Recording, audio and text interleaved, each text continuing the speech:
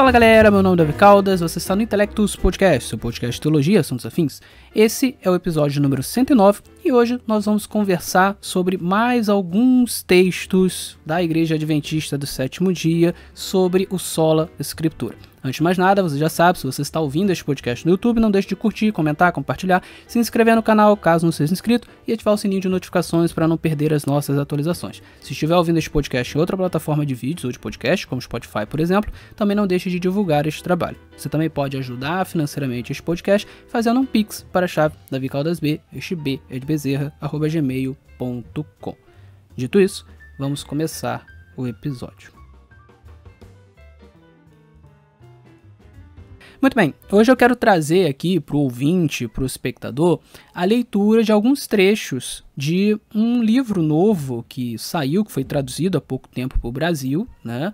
Que é um livro adventista, ele é escrito por vários dos maiores teólogos, os melhores teólogos adventistas que nós temos hoje, né? É um livro chamado Hermenêutica Bíblica. Eu recebi esse livro há pouco tempo, né? Um amigo comprou para mim, e ele é um livro muito bom, né? Eu já tinha trazido uma citação desse livro antes de receber o livro, né? Para poder ler, mas uma citação que circulou nos meios adventistas, então eu li em um episódio, e agora eu tenho a possibilidade de ler outras citações, né? E as citações que eu quero trazer aqui são citações sobre o Sola Escritura, tá? Então eu vou trazer aqui essas citações e fazer algumas ponderações em relação a elas, não muitas, né? Mas apenas ratificando coisas que eu venho falando desde sempre, tá bom? Então, sem mais delongas, eu vou começar a leitura. Eu estou com o livro aqui na mão, né? Quem está assistindo, né, pode ver. Hermenêutica Bíblica, organizada pelo Frank Hazel. Tem vários escritores, cada um escreve um capítulo. E eu vou ler basicamente citações de dois capítulos. Um capítulo escrito pelo Dennis Kaiser e um capítulo escrito pelo John Peckham, tá? O John Peckham, inclusive, eu já trouxe aqui um vídeo de uma aula dele onde ele explica, né, a relação entre o Sola Escritura e a continuidade do dom profético, né? Então, eu vou ler essas citações aqui, começando pelo capítulo do Dennis Kaiser. Diz assim na página 332. Todos os autores adventistas enfatizavam que as Escrituras constituem uma revelação perfeita e completa, a qual é a regra de fé e prática da Igreja, contém o conhecimento necessário para a salvação e é a norma do caráter, o revelador das doutrinas, a pedra de toque da experiência religiosa.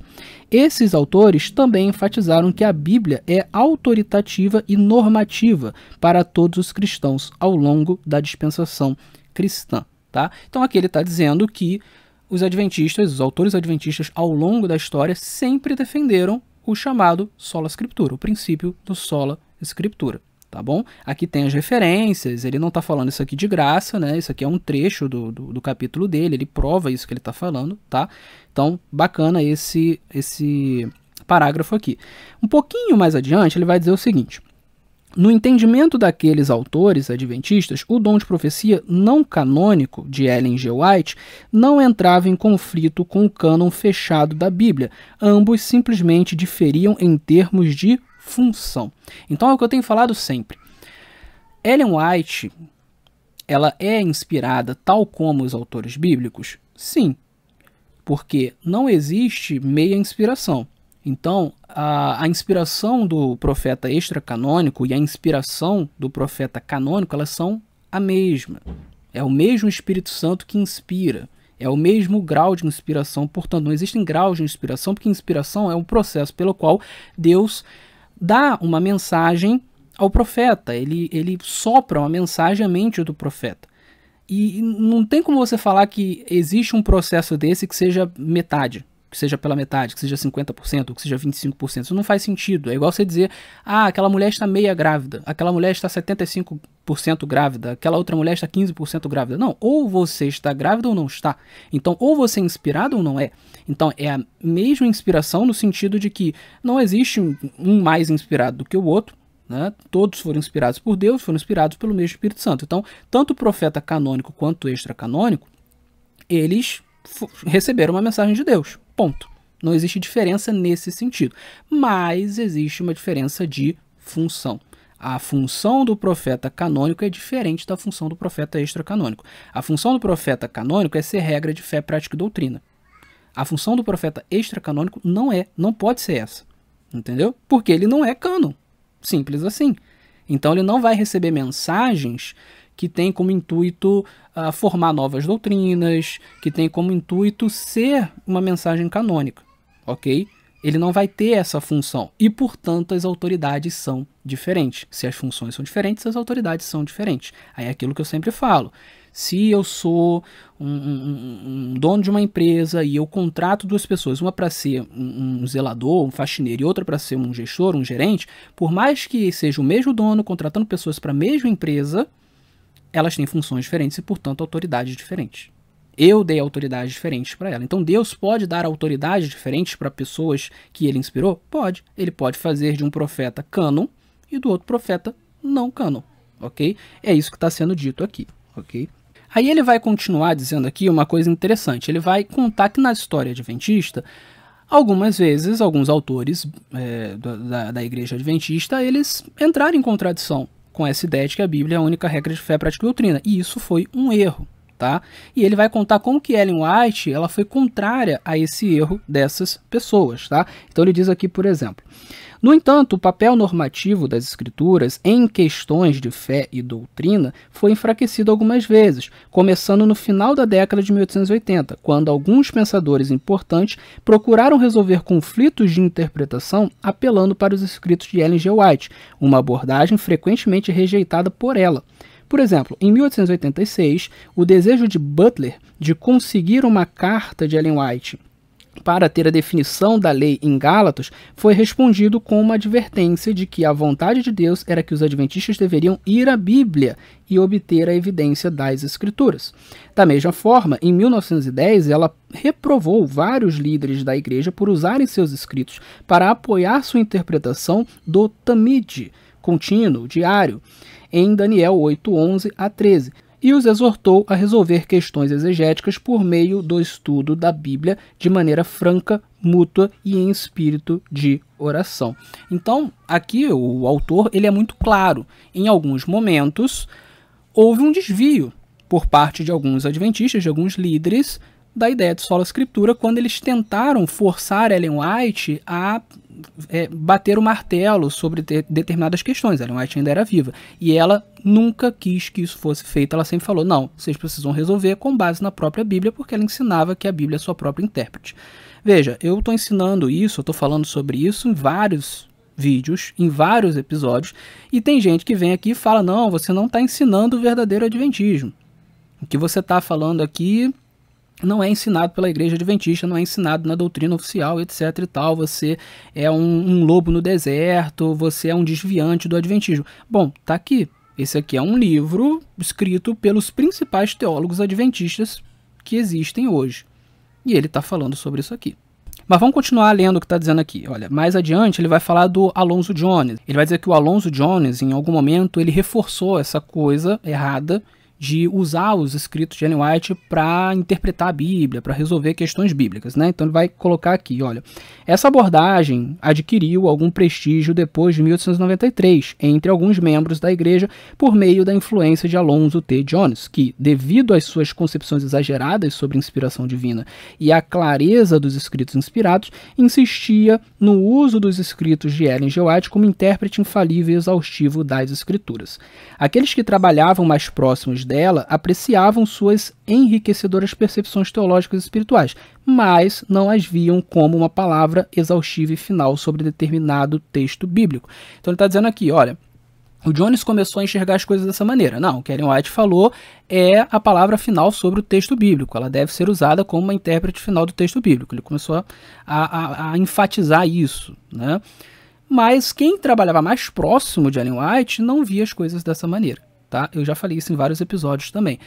Por exemplo, o seu próprio filho, Willie White, o presidente Daniels também, que trabalhou muito tempo próximo dela. Essas pessoas não enxergavam as coisas dessa maneira. Elas entendiam que ela não era a palavra final sobre o texto bíblico, que a Bíblia se interpreta a si mesma. A Bíblia é sua própria intérprete, tá? Que é o ensino que Ellen White sempre sustentou, diga-se de passagem. Tá? E aí o texto vai continuar dizendo o seguinte: Apelos semelhantes a uma autoridade extrabíblica para solucionar conflitos de interpretação ocorreram quando Butler se referiu à interpretação adventista tradicional de Gálatas 3 como um dos antigos marcos doutrinários, sugerindo que não deveria ser mudado.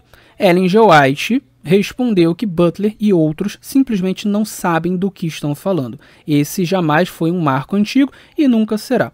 Como mencionado anteriormente, ela via a solução para o debate no estudo mútuo da Bíblia, em vez do apelo à tradição. Ela deu o mesmo conselho quando alguns adventistas apelaram para a interpretação milerita tradicional durante o conflito sobre o Tamide em Daniel 8:11 a 13. Então, mais uma vez, ele coloca aqui a posição histórica de Ellen White, repreendendo pessoas que queriam usar os seus escritos para resolver questões teológicas, debates teológicos, interpretações da Bíblia Sagrada, etc. Tá? Isso é histórico, tá? Você encontra isso em vários livros adventistas falando sobre essa questão, já trouxe isso em muitos episódios, tá bom? E aí, mais para o fim, nas conclusões, esse autor, o Dennis Kaiser, vai dizer o seguinte, isso aqui é no resumo e conclusão. Eles, está falando dos autores adventistas, consideravam a Bíblia como a autoridade definitiva e normativa em questões de fé e prática. E aí, mais adiante, ele vai dizer ainda o seguinte, que o Alonzo Jones, abre aspas, embora ele tenha elevado os escritos de Ellen G. White como intérprete final exaustivo das Escrituras, a maioria dos pastores adventistas parecia ver a necessidade de uma interpretação do texto bíblico. Ellen White também apoiou a necessidade da interpretação meticulosa das Escrituras. Em vez de levar seus próprios escritos como chave interpretativa das Escrituras, ela apontou várias vezes para a Bíblia como a norma autoritativa para interpretar a si mesma e se recusou a usar seus escritos como atalho. E um pouquinho mais adiante, já no finalzinho, vai dizer o seguinte: todos eles, está falando aqui dos autores adventistas, desejavam empregar passagens bíblicas claras para interpretar passagens que são mais difíceis de entender. Mas, no calor das discussões teológicas dentro das denominações, alguns pastores tendiam a apelar à tradição adventista ou a definir termos bíblicos pelas lentes do senso comum, em vez de pelo uso bíblico. Apesar dessas deficiências de alguns, os escritos dos primeiros adventistas são amplamente caracterizados pela aspiração de seguir o conselho que Miller deu a um jovem pastor em 1832. Você deve pegar a Bíblia, deve provar todas as coisas pela Bíblia, deve falar a Bíblia, deve exortar a Bíblia, deve orar a Bíblia e amar a Bíblia, fazendo o possível para que outros também amem a Bíblia. Então, basicamente, ele está reconhecendo aqui que nem sempre os primeiros autores adventistas, os primeiros pastores, eles foram totalmente fiéis ao solo escritura. Às vezes eles escorregavam, às vezes eles apelavam à tradição ou ao senso comum, às vezes eles tentavam apelar a Ellen White em alguns momentos, e isso está errado, ele coloca isso aqui como errado, né? Há uma condenação disso aqui pelo autor, o Dennis Kaiser, tá? Ele está dizendo claramente que isso não deveria ser feito e ele mostra que Ellen White discordava dessa postura também.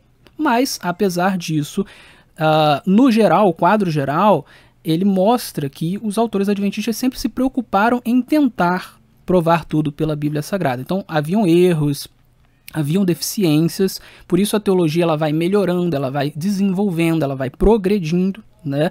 Mas existia no quadro geral uma preocupação de seguir a Bíblia, de provar todas as coisas pela Bíblia Sagrada, o que é o sola scriptura, tá? A Igreja Adventista nunca afirmou ser infalível e nunca afirmou que seus líderes foram infalíveis ao longo de toda a história e que seus membros foram infalíveis ao longo de toda a história. Isso nunca aconteceu.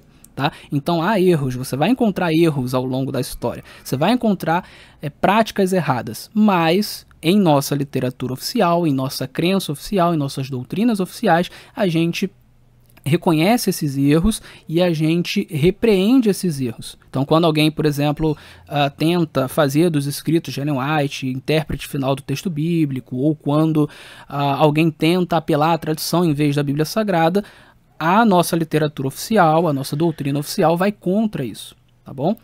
Na prática muitas vezes acontece, mas está errado, e a gente pode dizer que está errado com base na doutrina oficial da Igreja Adventista do Sétimo Dia, que é o que eu sempre tenho feito. Aí as pessoas vão e me acusam de não ser um adventista verdadeiro, mas olha, eu estou lendo aqui uma literatura adventista, né?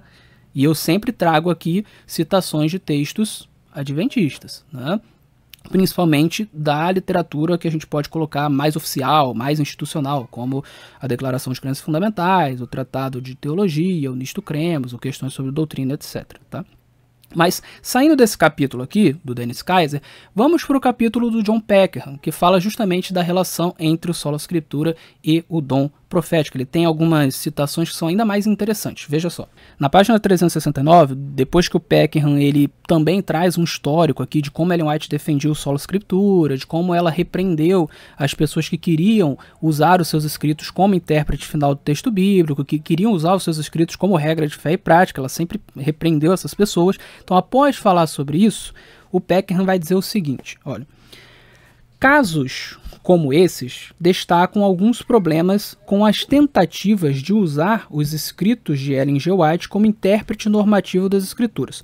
Por um lado, os escritos dela podem ser interpretados de diversas maneiras. Além disso, a própria Ellen G. White rejeitou as tentativas de usarem seus escritos dessa forma, e aqueles que tentaram fazer isso muitas vezes chegaram a conclusões incorretas. Então aqui, um dos pontos que ele está colocando aqui é o seguinte, olha, se você usar os escritos de Ellen White para tentar ser o intérprete final da Bíblia, primeiro, você pode estar interpretando a própria Ellen White errado. Né? Eu estou interpretando mal um texto de Ellen White e eu uso esse texto que eu estou interpretando mal para interpretar a Bíblia. Logo, eu vou interpretar a Bíblia de maneira incorreta. Esse é um problema, esse é um risco. Porque eu estou fazendo uma interpretação, no fim das contas, de segunda mão. Eu estou interpretando Ellen White e através dessa interpretação de Ellen White eu faço a interpretação da Bíblia, em vez de eu interpretar direto a Bíblia. É mais risco de você errar, ok? Esse é um ponto. O outro ponto que ele coloca é, a própria senhora White disse para não fazer isso. Então, já é um outro problema, porque você está usando ela de uma forma que ela dizia que não era para usar, porque ela dizia que a Bíblia é a sua própria intérprete. Tá?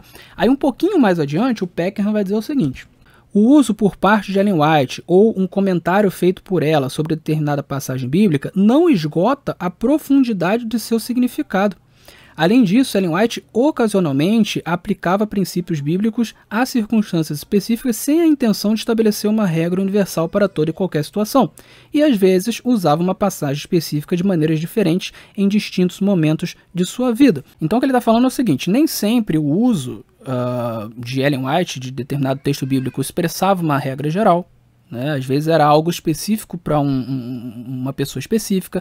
Ela não esgotava o texto bíblico, eu já falei isso várias vezes, ela mesma dizia que o texto bíblico é inesgotável, né? Então ela poderia ter abordar, expressar um ponto de vista ali do texto bíblico e existirem outros pontos de vista, ou ela está sendo superficial, ela está pegando uma parte específica de um texto para uma posição específica. Muitas vezes ela não estava fazendo exegese do texto, era uma aplicação um pouco mais homilética, um pouco mais retórica, sem uma pretensão muito grande de você fazer uma interpretação detalhada do texto, enfim.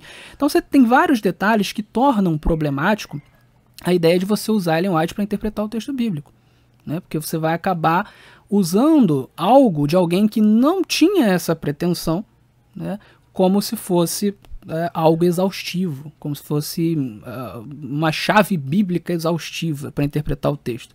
Então, no fim das contas, você pode pegar um texto mais superficial ou um texto que está pegando um outro ponto de vista e aplicar o texto bíblico e acabar distorcendo o texto bíblico. Ellen White não serve para isso, ok? E aí o Peckham vai continuar. Além desses problemas, é inapropriado usar os escritos de Ellen White como intérprete final e normativo das escrituras, porque isso acabaria transferindo a autoridade normativa para seus escritos como intérprete final das escrituras, substituindo a autoridade normativa da Bíblia, que, nas palavras dela, se autoexplica. Como afirma George Knight, Ellen White nunca se viu como um comentário final da Bíblia. Ela nunca assumiu a posição de que você deve me deixar lhe dizer o que a Bíblia realmente significa. Embora suas percepções espirituais possam representar uma grande bênção e iluminar as Escrituras, é absolutamente crucial que estudemos seus escritos à luz que flui da Bíblia, em vez de estudar a Bíblia à luz de seus escritos. Kaiser observa ainda, podemos valorizar as percepções benéficas e as verdades espirituais contidas nas declarações de Ellen White sobre as Escrituras sem limitar o significado das Escrituras e a descoberta da verdade bíblica, tornando-a a palavra final e assim funcionalmente parte do cânon. Então olha que interessante. Se você faz dos escritos de Ellen White o intérprete final da Bíblia Sagrada, você está roubando uma prerrogativa bíblica, porque a Bíblia se auto-explica, ela é sua própria intérprete. Então, quando você faz isso, você está colocando Ellen White no mesmo patamar da Bíblia Sagrada. Você está dividindo com Ellen White uma prerrogativa que é exclusiva da Bíblia Sagrada. E aí, mais uma vez aqui, o Peckinham vai trazer citações dizendo que essa não era a função de Ellen White, que ela não queria que isso acontecesse, que ela não desejava que isso acontecesse, etc, etc. E aí, afirma-se aqui o óbvio também. Você pode ler Ellen White, você pode tirar muita coisa boa de Ellen White e mesmo assim não colocá-la no patamar de intérprete final da Bíblia Sagrada. No fim das contas, se a Bíblia é a autoridade normativa, então você colocar Ellen White como intérprete final da Bíblia Sagrada é você mover essa autoridade normativa para Ellen White e não para a Bíblia Sagrada. Você não pode fazer isso, tá? Então veja, John Peckinham, teólogo adventista, num livro escrito pelos maiores teólogos adventistas da atualidade, está dizendo o que eu tenho falado em todos os episódios, né? Então eu sou o desviante? Não me parece ser o caso. Esse livro que eu estou lendo, ele foi traduzido pela CPB, ele está sendo vendido pela CPB, a Casa Publicadora Brasileira, oficial da Igreja Adventista do Sétimo Dia. Então, mas vamos continuar. Aí já na conclusão do capítulo, o Peckinham vai dizer o seguinte: dada essa visão do sola scriptura canônico, é perfeitamente coerente reconhecer o dom profético de Ellen White e sustentar que sua autoridade profética não canônica é uma autoridade regida, que não está em igualdade com a autoridade normativa do cânon bíblico. Então aqui ele vai usar a ideia de autoridade regida, ou seja, é aquela expressão que eu uso, né? Da norma normatizadora e a norma normatizada, né? Qual é a única norma normatizadora? É a Bíblia Sagrada, ela normatiza todas as outras normas. O que é uma norma normatizada? É qualquer norma que não seja a Bíblia Sagrada, porque ela está abaixo da Bíblia Sagrada, ela é normatizada pela Bíblia Sagrada. O Peckinham vai usar a ideia aqui de autoridade regida. A autoridade regida está debaixo da autoridade primeira, né, que é da Bíblia Sagrada, é a autoridade normativa. Então, você tem a autoridade normativa da Bíblia Sagrada, ela normatiza todas as outras, ela rege todas as outras, e as outras, portanto, são regidas, são normatizadas pela Bíblia Sagrada. A Ellen White é uma autoridade regida, então ela não tem a mesma autoridade da Bíblia Sagrada. E não tem porque ela tem outra função. É a mesma coisa que eu sempre falo em todos os meus episódios, tá? E ele vai continuar aqui. Se as escrituras são corretamente identificadas como detentoras de autoridade canônica normativa, segue-se que nenhuma manifestação extra-bíblica do dom profético, nenhum escrito profético fora das escrituras, pode ter autoridade regente sobre ou em igualdade com as escrituras. Então é óbvio, se a Bíblia tem essa autoridade canônica, ninguém mais pode ter. Então, um profeta extracanônico não pode ter uma autoridade igual ou superior à Bíblia Sagrada e nem pode ter uma autoridade que a coloque como um intérprete final, porque você acaba movendo a autoridade da Bíblia Sagrada para o profeta extracanônico e a gente já viu que eles têm autoridades diferentes, ainda que sejam inspirados pelo mesmo Espírito. Mas Deus deu autoridades diferentes para esses profetas. E ele vai continuar. Essa não é uma questão de graus de revelação, nem de graus de inspiração, mas de autoridade funcional distinta. Autoridade regente versus autoridade regida. Aqui os termos que ele usa, né? Regente e regida, que é a mesma coisa de normatizada e normatizadora, né? Enfim, é uma expressão um pouco diferente da minha, mas significa a mesma coisa. A autoridade relativa das mensagens proféticas está fundamentada na autoridade funcional pela qual Deus as concede. Não é preciso postular nenhuma deficiência no dom profético dos profetas não canônicos para reconhecer que esses dons proféticos foram concedidos para exercer uma função diferente daquela função canônica singular do cânon bíblico. Ou seja, o que ele está dizendo é, você não precisa postular que o dom profético extracanônico, ele tem alguma deficiência, ele é pior, enfim, você não precisa postular isso. Você pode simplesmente trabalhar com a ideia de que, olha, Deus inspirou tanto o profeta canônico quanto o extracanônico, mas o conteúdo que ele deu para o canônico é um conteúdo que tem como função ser regra de fé, prática e doutrina, e, portanto, ele tem essa autoridade de ser a única regra de fé, prática e doutrina. O conteúdo que Deus dá ao profeta não canônico não tem essa função. ele tem outras funções. Então não vai ser uma doutrina nova, não vai ser a modificação de uma doutrina já existente, não vai ser nada disso, vai ser outras funções. Então são funções não canônicas, ok?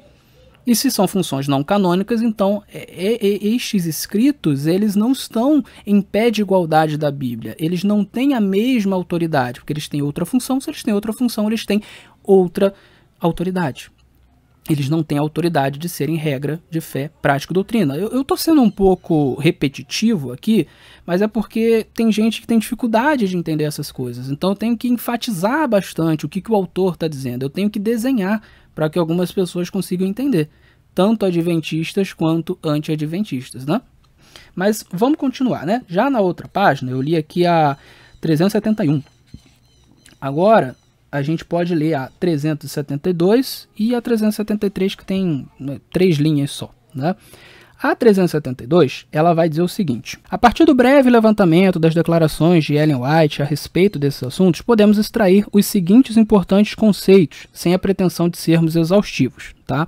Primeiro, as escrituras devem ser nossa única regra de fé e prática, o padrão inigualável pelo qual todas as posições devem ser julgadas. Então, aqui o que ele está fazendo ele está pegando, depois de expor várias declarações de Ellen White, ele está pegando o que a gente consegue tirar dessas declarações de Ellen White. Só que antes disso, no capítulo, ele faz toda uma defesa, a partir da Bíblia Sagrada, do conceito de sola scriptura. Ele mostra como que a Bíblia defende o conceito de sola scriptura, ele vai trabalhar com a ideia de como o cânon, a ideia de cânon leva ao conceito de sola scriptura, enfim, ele faz todo esse trabalho para depois entrar em Ellen White, tá bom? Então ele não está baseando o sola scriptura em Ellen White. O sola scriptura ele é baseado, em primeiro lugar, na própria Bíblia Sagrada, mas depois ele fala que Ellen White também defende isso, e aí ele faz agora, ele enumera agora isso aqui, né, que eu estou lendo agora. Então o primeiro ponto é de que ela ensina que a Bíblia é a nossa única regra de fé e prática. Ok? O padrão inigualável pelo qual todas as posições devem ser julgadas. 2.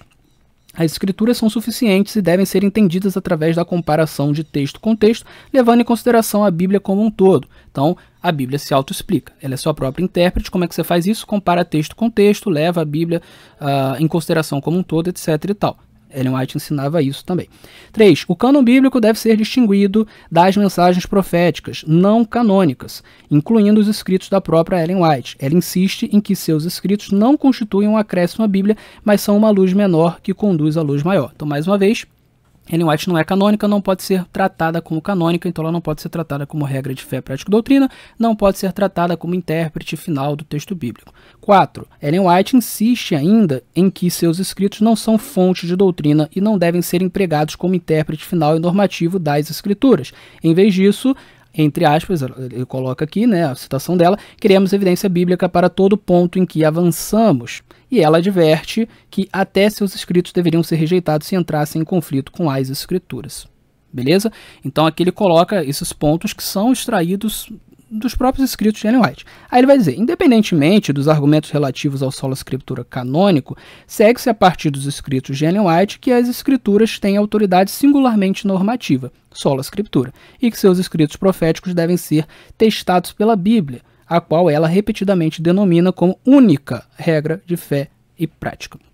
Então aqui ele está dizendo, ó, pela Bíblia Sagrada, pela ideia de cânon, você consegue extrair o conceito de sola scriptura. Mas se a gente focar aqui só no que Ellen White diz, você também consegue extrair a ideia de sola scriptura pelos escritos de Ellen White, é o que ele está explicando. E aí vem a parte final aqui que eu quero ler.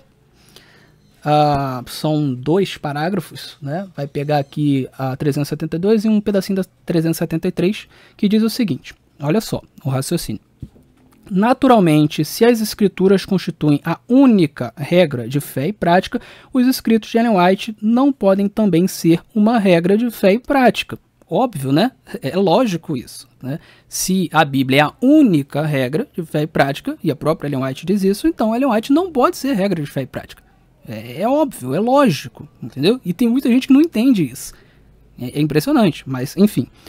Assim sendo, empregar os seus escritos como regra, seja usando-os como base de doutrina ou como intérprete normativo final das escrituras, é inconsistente com seus escritos, sua prática e suas prescrições. Qualquer pessoa que creia no dom profético de Ellen White deve compreender e aplicar seus escritos de maneira que seja consistente com a forma como ela entendia seu dom profético e instruiu que seus escritos fossem usados, buscando, como ela fez, evidência bíblica para todo ponto em que avancemos. Assim, aqueles que respeitam profundamente e que têm em alta consideração a autoridade regida do dom profético de Ellen G. White devem reservar a autoridade normativa regente para o cânon das Escrituras, como ela mesma fez e instruiu os outros a fazerem. Agir de maneira contrária a isso é, ironicamente, negar implicitamente sua autoridade regida como profetiza. É o que eu sempre tenho dito. Aqueles que mais afirmam, que defendem Ellen White, e, enfim, geralmente os tradicionalistas, né, que se colocam como os defensores de Ellen White e que vêm aqui algumas vezes para dizer que eu não creio em Ellen White ou que eu estou minimizando Ellen White, são justamente essas pessoas que estão negando Ellen White quando negam o sola scriptura, quando pisam o sola scriptura, né? Eles estão fazendo exatamente o contrário do que Ellen ensinou, certo? E eu sempre falo isso, e aqui nós temos um autor dentro de um livro escrito pelos principais teólogos adventistas falando a mesma coisa, tá? Então, o meu adventismo é um adventismo sectário, eu não estou seguindo o que está na doutrina, né? Enfim, mas vamos continuar, está quase acabando. O Peckham vai dizer: se as escrituras forem corretamente identificadas como a única regra de fé e prática, então, além do próprio regente, nada mais poderá ter essa autoridade regente. Como proféticos, os escritos de Ellen White são autoritativos, mas, como não canônicos, sua autoridade é uma autoridade regida, que é funcionalmente subordinada ao cânon bíblico, a única regra de fé e prática.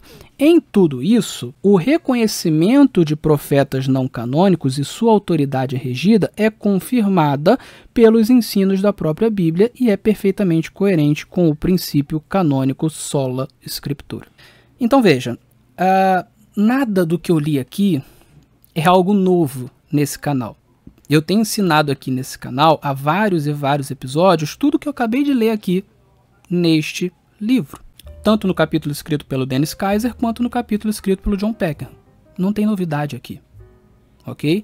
E tudo que eu tenho defendido nesse canal é o que está na doutrina adventista oficial, ok? Então, vamos parar com essa coisa, e aí eu estou falando tanto com o tradicionalista adventista quanto o anti-adventista. Vamos parar com essa coisa de dizer que eu não represento o adventismo verdadeiro, que eu estou indo contra a doutrina, que eu sou um outsider, que eu sou um lobo solitário, que eu estou indo contra um exército. Vamos parar com isso. Já deu, tá?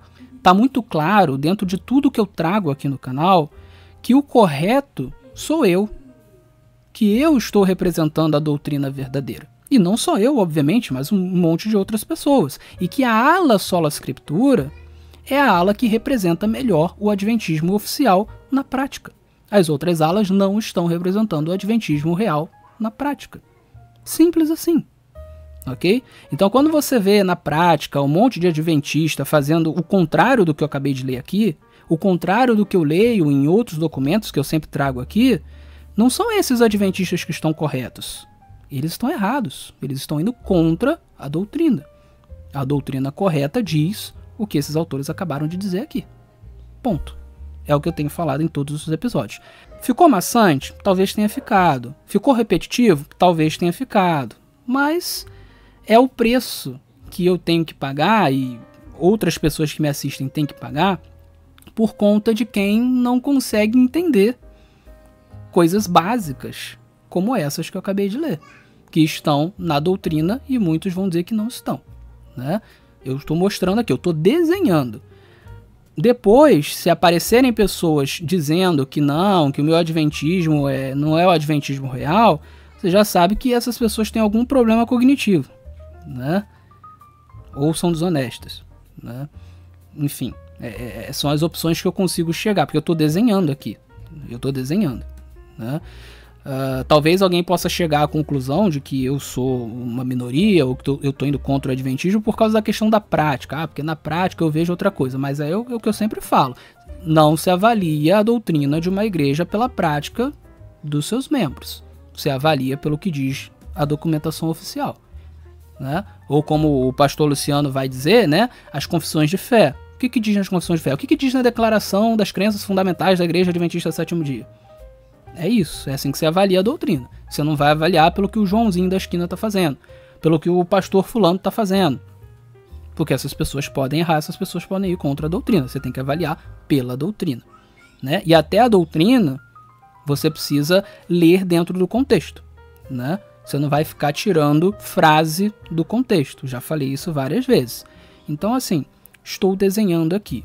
Está ficando cada vez mais difícil do crítico dizer que eu não represento o verdadeiro adventismo. Está ficando cada vez mais difícil. Para defender isso e continuar sendo honesto e continuar sendo inteligente nessa questão em específico, está ficando cada vez mais complicado, tá? Porque eu tenho trazido muito material. Então, fiquem espertos, tá? Muito bem, eu vou ficando por aqui. Espero que o ouvinte tenha apreciado este episódio. Fique com Deus e até o nosso próximo encontro.